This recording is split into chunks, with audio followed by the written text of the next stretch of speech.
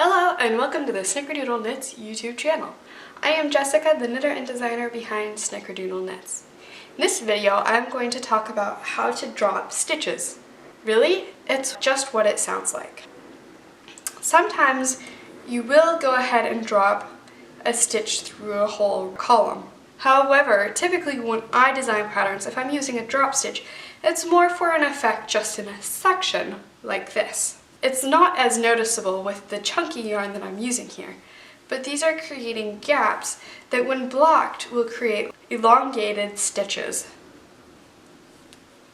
And this can create a very beautiful effect. Now, your pattern will typically tell you how they want you to work your drop stitches, but just for the sake of this tutorial, I will show you how I have worked these drop stitches. Typically, you're going to go ahead and just work a couple knit stitches at the very beginning before you start your drop stitches. Then, for the sake of this tutorial, we will wrap our yarn twice around the needle, our right hand needle. The number of wraps that you make will determine how long these drop stitches are. If I were to only wrap once, I would have a shorter drop stitch, half the length of these. If I were to wrap 3 times, I would have a longer drop stitch. So after I've wrapped twice, I will knit the next stitch, wrap yarn over twice, knit the next stitch, yarn over twice, knit one, yarn over twice, knit one, yarn over twice, knit one, yarn over twice, knit one, yarn over twice, and knit 2 for the end of my row. So now it looks like we have a lot of stitches on our needle, but when we go back through, we're going to drop our stitches to create this elongated effect. Since we are creating a stockinette fabric with our drop stitches, we'll go ahead and purl through the back. So let's purl twice. Those are our last two knit stitches that we worked. Now we are at our yarn overs.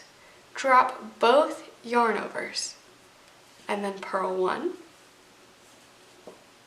And drop both yarn overs. Purl one.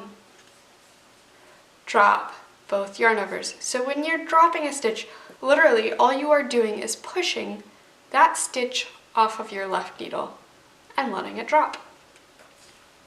Purl one, drop two, purl one, drop two, purl one, drop two, purl one, drop two, and purl two, because those are our first 2 knit stitches at the beginning of the row.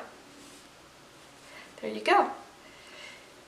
You'll see that the yarn kind of bunches up in the back or in the front from those drop stitches. All you have to do is pull those taut and you'll see those drop stitches more clearly. It is also a very good idea to block your drop stitches because this will help them to lay flat and to be even across the row. So there you go. That's how you drop a stitch. If you are interested in more knitting technique tutorials, be sure to like this video, subscribe to our YouTube channel, hit the notification bell, and check out our channel for other knitting tutorials that we have provided already. Happy knitting!